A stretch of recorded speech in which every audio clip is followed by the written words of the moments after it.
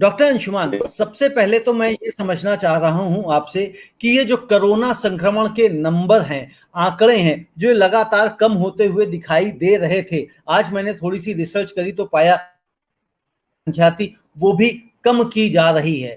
तो क्या सरकार इसी तरह से आंकड़ों की बाजीगरी करते हुए जनता के अंदर पॉजिटिविटी का प्रवेश कराना चाहती है? आंकड़ों की बाजीगरी एक बात हुई और पॉजिटिविटी प्रवेश कराना चाहती है दूसरी बात है।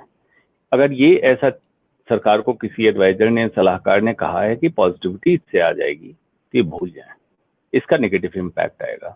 इसीलिए मेडिकल में आप देखते हैं बहुत सारी चीजें पैराडॉक्स होती है। मतलब किसी का कोरोना संक्रमण है तो कहता है कि आपकी रिपोर्ट पॉजिटिव आई है, तो मरीज सोचता पॉजिटिव मतलब अच्छी चीज होगी क्या?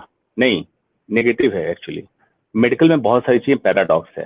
तो जो जांच के आंकड़े कम करके पॉजिटिविटी अगर ऐसा सोच रही है सरकार, तो गलत सोच रही है। अब जहां तक बात है, संक्रमण दर कम हो रहा है और मौतें बढ़ रही हैं। 3-4 पहलू को ध्यान देने की जरूरत है। संक्रमण दर जो कम हो रहा है इस पे बात करेंगे, लेकिन जो मौत आज हो रही इनका संक्रमण आज से लगभग 10 से 15 दिन पहले हुआ होगा, तो उस समय के आंकड़े से ये मौत आज हुई है। कुछ हाल फिलहाल की जिनकी अति गंभीर हालत हुई, 2-3 दिन अंदर के पॉजिटिव वाले लोग हैं, उनकी भी मृत्यु हुई।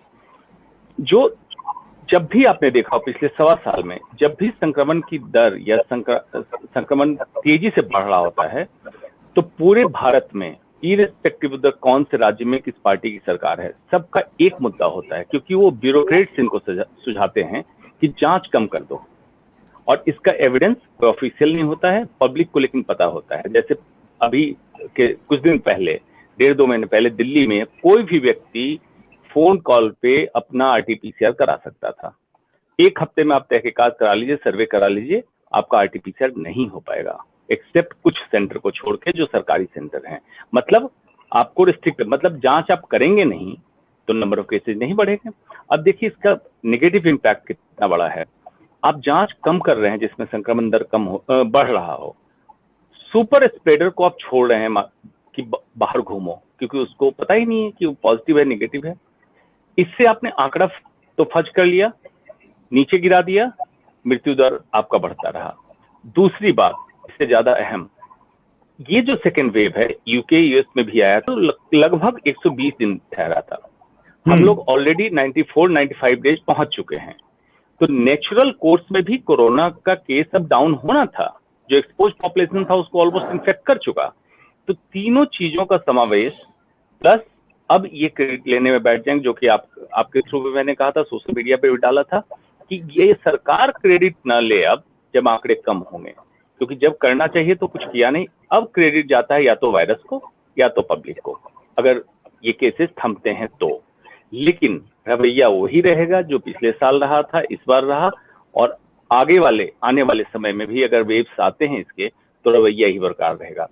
डाटा फजिंग से 2-3 चीजें इंपैक्ट होती है। एक, आपको एक्चुअल नंबर नहीं मिला, स्प्रेडिंग चालू, आप सही साइंटिफिक रिसर्च पेपर नहीं पब्लिश कर सकते हैं क्योंकि आपका सही डाटा नहीं है।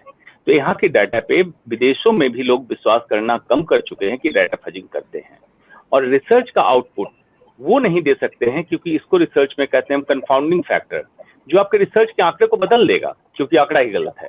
तो ये एक्चुअल सच्चाई है रवि। ये एक्चुअल सच्चाई है।